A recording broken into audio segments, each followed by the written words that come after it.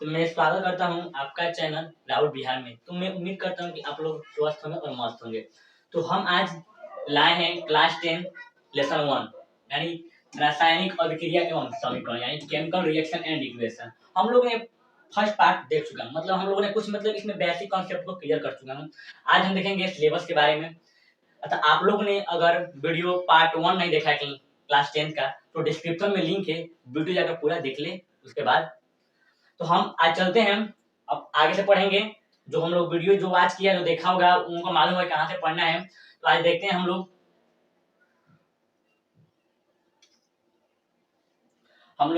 शुद्धता के आधार पर पढ़ लिए थे, पदार्थ तत्व पढ़ लिए थे, यौगिक पढ़ लिए थे, मिश्रण भी पढ़ लिए थे।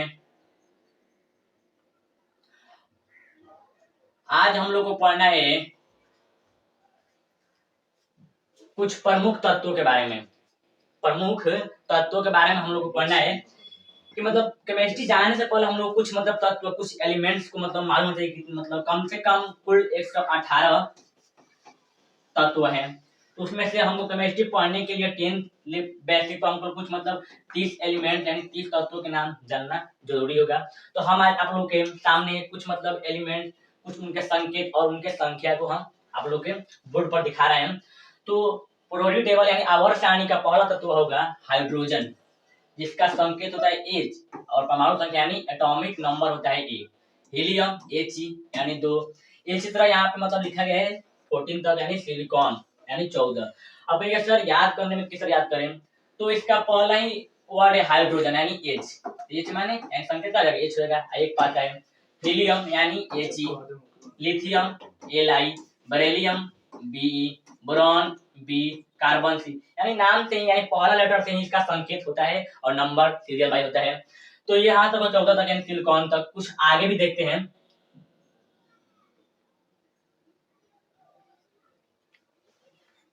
आगे आप लोगों को मिलेगा फास्फोरस यानी P।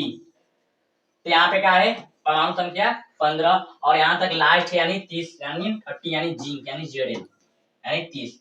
तो कुछ ये केमिस्ट्री पढ़ने से पहले हम लोग को कुछ एलिमेंट्स यानी तत्वों के नाम जानना जरूरी का है कि आगे हम लोग को इसी आधार पर इसी बेस पर हम लोग कुछ न्यूमेरिकल्स कुछ एग्जाम्पल देखना होगा।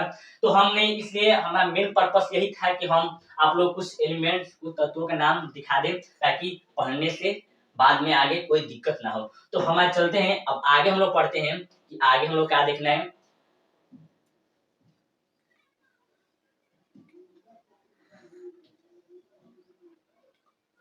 एक चीज मैं और लाया हूँ केमिस्ट्री में जो कि पूरे केमिस्ट्री यानी पूरा जितना चैप्टर है आपके 16-15 जितना भी चैप्टर है इंटरमीडिएट की बात की जाए तो उसमें भी आपको ये सब देखने को मिलता है। तो ये लिखा है क्या है समझ में नहीं आ रहा है तो वीडियो में आप लोग अंत तक बने रहे।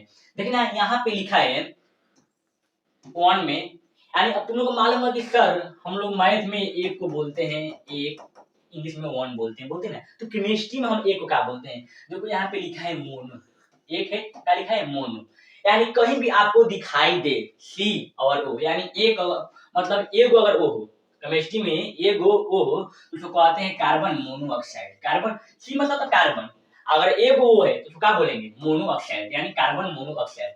दो नंबर क्या है डाई। डाई यहाँ पे क्या लिखा है यहाँ पे दो का गए दो है, यहाँ पे ओ था कितना एक था, यहाँ पे कितना है 2 है, कार्बन तो इसमें भी है। तो सी तो हो गया कार्बन और O2 यानी 2 है यानी डाई। तो 2 को क्या पढ़ते हैं डाई पढ़ते हैं और वो यानी ऑक्साइड यानी कार्बन डाइऑक्साइड। यहाँ पे भी एक हम और लिए हैं SO2। तो S माने तो सल्फर हो गया। हम इसलिए बोले कि किस दो तत्वों के नाम याद करना जरूरी होगा। तो S माने क्या होगा सल्फर, O2 माने क्या यानी 2 है, 2 को क्या पढ़ते हैं केमिस्ट्री में 2 क्या पढ़ते हैं डाई पढ़ते हैं। तो क्या करेंगे सल्फर डाइऑक्साइड पढ़ेंगे। आगे है 3 यानी ट्राई। तो इसको क्या पढ़ेंगे SO3 को S माने सल्फर और 3 को क्या पढ़ते हैं ट्राई पढ़ते हैं और वो क्या पढ़ते हैं ऑक्साइड यानी सल्फर ट्राइऑक्साइड। इस तरह 4 का पढ़ेंगे टेट्रा पढ़ेंगे, 5 को क्या पढ़ेंगे पेंटा, अब 6 का पढ़ेंगे सर 6 को हेक्सा, 7 को क्या पढ़ेंगे हेप्टा। इतना तो आपको केमिस्ट्री जानने से पहले सब हमको मालूम होना चाहिए केमिस्ट्री में एक को क्या बोलते हैं, 2 को क्या बोलते हैं, 3 को क्या बोलते हैं। अब यहाँ पे देखो यहाँ पे एक और चीज दिखाई दे रहा है तुम लोग को,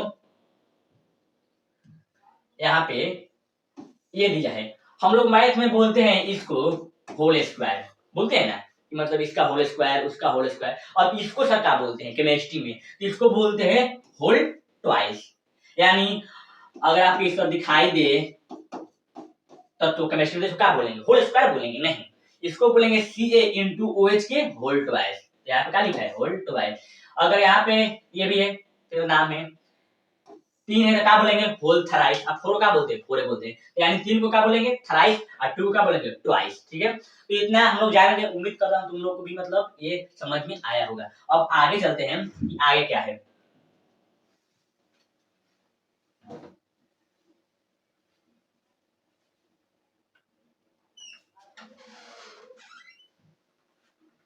तो हम अब चलते हैं अपने सिलेबस के बारे में। आज हम अपने सिलेबस को देखेंगे, तो आप लोग वीडियो में अंत तक बन रहिएगा। जो भी बच्चे 10वीं के मतलब 10th क्लास के बिहार बोर्ड स्पेशल तैयारी करना चाहते हैं, तो बिल्कुल इस चैनल पर फ्री ऑफ कॉस्ट वीडियो दिया जा रहा है। PDF, live classes, record classes, आपके डिस्कशन, जो भी मतलब डाउट है, तो आप इस चैनल पर बन रहिए। इस चैनल को ज्यादा से ज्यादा सब्सक्राइब करें, लाइक करें और कमेंट करें। तो आज हम देखेंगे, आप पहला लेसन आपका केमिस्ट्री का होगा क्लास 10th का, रासायनिक अभिक्रिया और समीकरण, यानी chemical reaction and equation. Sir ये तो चैप्टर का नाम है, तो अब हम चैप्टर यानी रासायनिक अभिक्रिया किसे कहते हैं, रासायनिक अभिक्रिया। तो यहाँ पे क्या लिखा है, रासायनिक अभिक्रिया, इंग्लिश में बोलते हैं केमिकल रिएक्शन, केमिकल रिएक्शन। और देखेंगे किसे कहते हैं। मैंने यहाँ पे लिखा है कि एक या एक से अधिक पदार्थों को आपस में मिलकर एक नए पदार्थ बनाता है।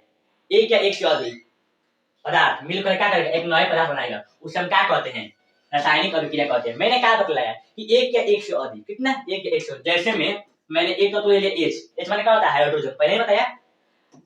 Cl यानी क्लोरीन। अब एक या एक से अधिक हो गया।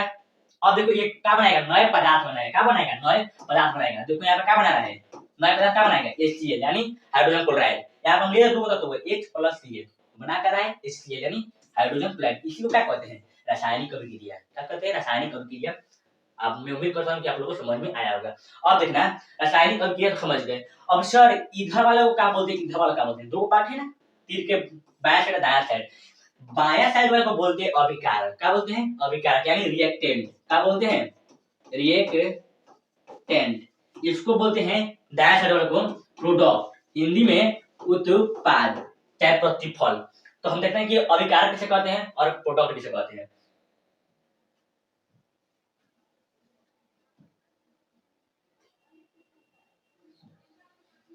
अभिकारक यानी इंग्लिश में बोलते हैं रिएक्टेंट, यानी दाएं साइड वाला क्या बोलते हैं, और समीकरण के दो भी दाएं साइड वाला होगा उसको बोलते हैं अभिकारक, इसको बोलते हैं उत्पाद। तो देखो अभिकारक किसे कहते हैं, किसी रासायनिक अभिक्रिया की भाग लेने वाले पदार्थ का कहते हैं अभिकारक कहते हैं। किसी रासायनिक अभिक्रिया में क्या करेगा, हम रासायनिक अभिक्रिया में लिखे थे जर्सी HCl, क्या बनाया था, ये बनाया था ना, दो तत्व था। तो क्या कर रहा है कि किसी रासायनिक अभिक्रिया के भाग लेने वाले, क्या लेने वाले, भाग लेने वाले। तो भाग कौन ले रहा है, H प्लस C, यही ना होता है अभिकारक यानी बाया साइड वाला।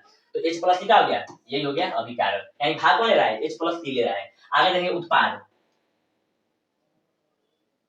आगे देखेंगे उत्पाद, यानी हम लोग इंग्लिश में बोलते हैं क्या, इंग्लिश में क्या बोलते हैं, प्रोडक्ट। इंग्लिश क्या बोलते हैं, प्रोडक्ट। तो मैंने उत्पाद बताया, मैंने वहां पे लिखा था एग्जाम्पल H प्लस Cl, क्या बना था, हाइड्रोजन क्लोराइड HCl। तो इधर वाला तो हो गया अभिकारक। तो जाहिर सी बात है कि ये क्या होगा, HCl उत्पाद होगा। दो क्या लिखेंगे, किसी रासायनिक अभिक्रिया में अभिकारक के फलस्वरूप बने नए पदार्थ को, कौन पदार्थ को, नए पदार्थ को क्या कहते हैं, उत्पाद कहते हैं, उत्पाद कहते हैं। इसे हम एक और नाम जानते हैं, क्या कहते हैं, प्रतिफल। इंग्लिश तो सेम होगा, प्रतिफल। तो क्या कर रहा है कि अभिक्रिया के फलस्वरूप, अभिक्रिया के फलस्वरूप क्या बने, यही ना, इससे फलस्वरूप क्या बने, HCl बने, इसको क्या कहेंगे, उत्पाद, इसको क्या कहेंगे, अभिकारक। तो मैं उम्मीद करता हूँ कि आप लोगों को अभिकारक और उत्पाद में कोई दिक्कत नहीं होगी। आगे देखते हैं,